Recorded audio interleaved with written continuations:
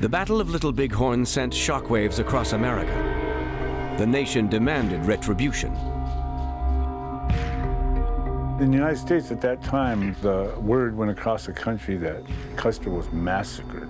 Everybody wanted Sitting Bull's head, because it wasn't a massacre.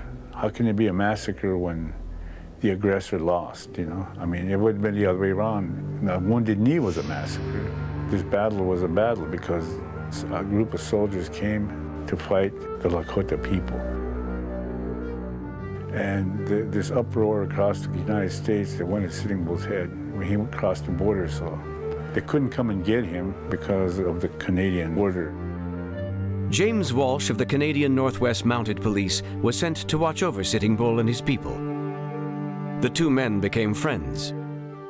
Major Walsh kind of understood that, you know, Sitting Bull wasn't the kind of beast that they were portraying him as in America. So he kind of got to understand him, you know, got to know him.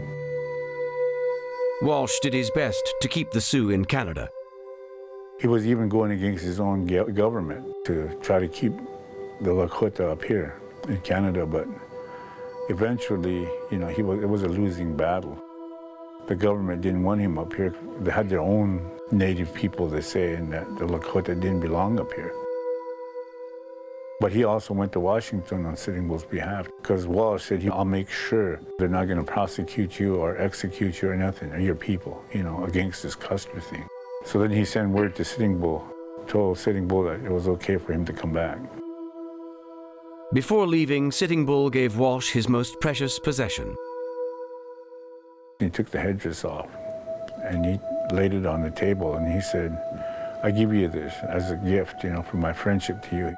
Our people, he says, we lived on this earth from when the sun came up to when the sun went down without, you know, fear of anything.